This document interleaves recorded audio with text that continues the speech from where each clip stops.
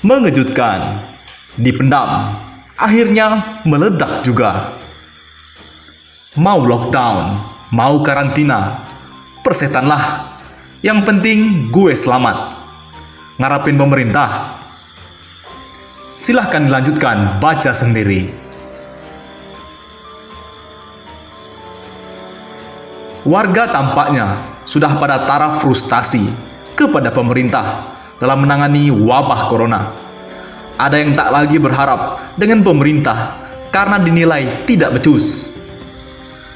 Jadi percuma berharap, mending selamatin diri sendiri.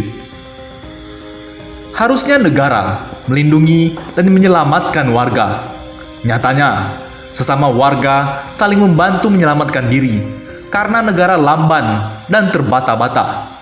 Begitupun, negara masih minta disumbang pula. Berita baiknya, warga lebih kuat dan mandiri dari negara. Begitulah curhatan warga Indonesia. Sandiaga desak lockdown. Ekonomi bisa dinegosiasikan, tapi nyawa tak dapat diperdebatkan. Pengusaha yang juga politikus Gerindra, Sandiaga Uno, termasuk yang gusar dengan pemerintah yang menolak opsi lockdown untuk mencegah COVID-19. Sandi menyebut Jakarta, terutama Jakarta Selatan, tempat dia tinggal, seharusnya sudah bisa di lockdown atau parsial lockdown. Jakarta sebagai zona merah, terutama Jakarta Selatan, adalah epicentrum penyebaran corona. Seharusnya jadi model untuk karantina wilayah atau parsial lockdown, ucap Sandiaga Uno dalam Instagramnya Senin 30 Maret. Sandi menyebut parsial lockdown merujuk wilayah bukan negara. Bukan lagi opsi saat kasus corona di Indonesia terus meningkat, tapi harus jadi aksi pemerintah. Soal hitung-hitungan, pertumbuhan ekonomi mungkin bisa kita negosiasikan nanti. Tapi nyawa dan kehidupan rakyat tak ada ruang untuk perdebatan. Namun, Sandi mengingatkan syarat dari parsial lockdown adalah penuhi dulu kebutuhan dasar masyarakat, terutama masyarakat yang ada di kelompok ekonomi terbawah atau masyarakat yang tidak mampu. Tidak harus 100% yang dijamin pemerintah, tapi hanya 40% saja atau bottom 40%. Sisanya adalah semangat gotong royong masyarakat. Political will, pemerintah akan jadi social movement bagi masyarakat. Kita sudah melihat sebagian besar dari masyarakat yang mampu, yang diberi berkecukupan sudah beri begitu banyak sumbangsih, imbuhnya. Sandi mengingatkan soal tenaga kesehatan yang sedang berjuang melawan wabah corona di garis paling depan. Jangan biarkan mereka jadi tumbal dari ketidakpastian. Beri kesempatan kepada mereka untuk bertempur dengan melawan yang seimbang.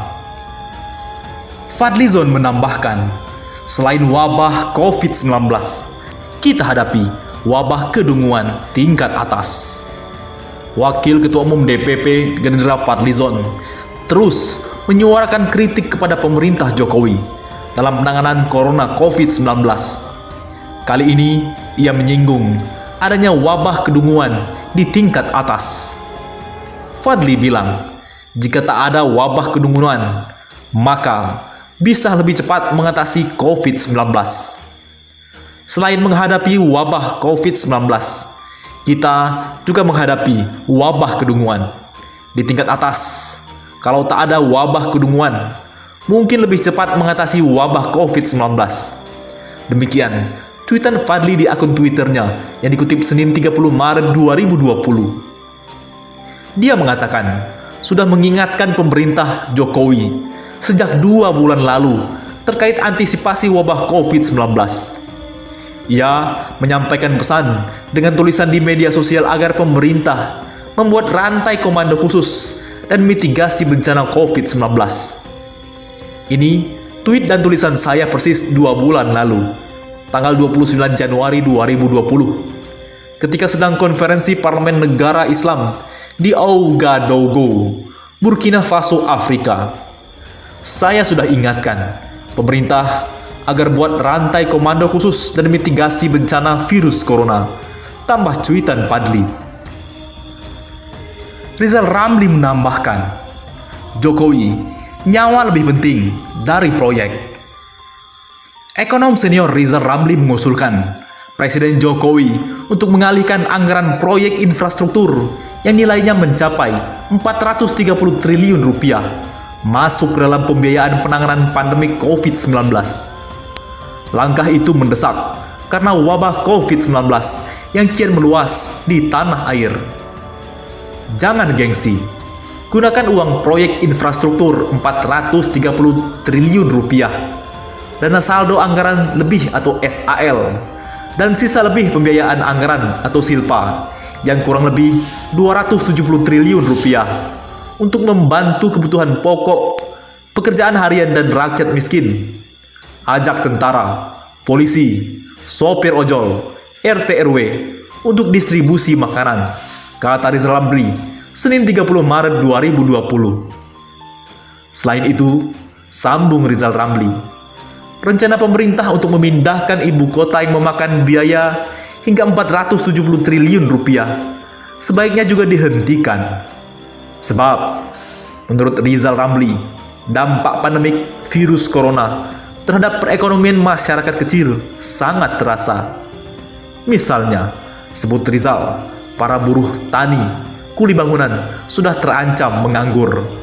Begitu juga pedagang sayuran, buah, penjajah makanan, dan sektor informal juga banyak yang gulung tikar karena tak ada pembeli. Mereka semua butuh makan yang cukup dan harus ditolong pemerintah dan pengusaha yang peduli. Bertindaklah sekarang. Action now, ujar Rizal Ramli yang juga Menko Equin era Presiden Gus Dur. Nyawa manusia lebih penting dari proyek, kata Rizal Ramli. Dan akhirnya pada satu titik, Jokowi mulai dibandingkan dengan keberanian PM Malaysia yang belum genap sebulan menjabat. Perdana Menteri Malaysia, Muhyiddin Yassin, memang belum genap sebulan memimpin negeri jiran, tapi keberaniannya meluncurkan paket stimulus ekonomi untuk menanggulangi wabah virus corona patut diacungi jempol.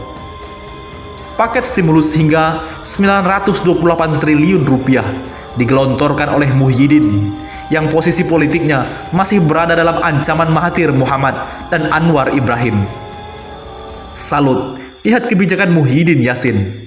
Padahal jadi Perdana Menteri baru 25 hari dan secara politik dia masih lemah. Tutur politisi Partai Demokrat Johnson Sitindaun dalam akun Twitter pribadinya Senin 30 Maret.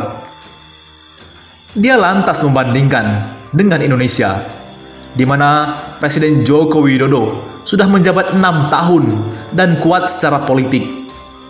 Tercatat 80% suara di parlemen berhasil dia kuasai. Kita di sini, uang katanya ada, tapi kebijakan stimulusnya tidak jelas, tegasnya. Totalnya ada 250 miliar ringgit atau setara dengan 928 triliun rupiah yang dialokasikan untuk beberapa sektor, di mana 128 miliar ringgit digunakan untuk melindungi kesejahteraan rakyat, 100 miliar ringgit digunakan untuk mendukung bisnis seperti usaha kecil dan menengah. Dalam stimulus ini, ada juga tunjangan untuk mereka yang berpenghasilan rendah atau di bawah 4.000 ringgit sebulan. Mereka akan mendapat bantuan sebesar 1.600 ringgit atau setara dengan 5,9 juta rupiah. Tak sampai di situ, tokoh Papua, saya tolak darurat sipil. Saya tolak darurat sipil karena justru menyebabkan kematian tidak terkontrol pada rakyat yang terancam dari kuman ekonomi namun tidak berani berekspresi tentang kondisi orang-orang lemah di Indonesia. Apapun alasannya, kita tegas menolak darurat sipil di Indonesia, kata Natalius Pigai. Bagaimana menurut pendapat Anda?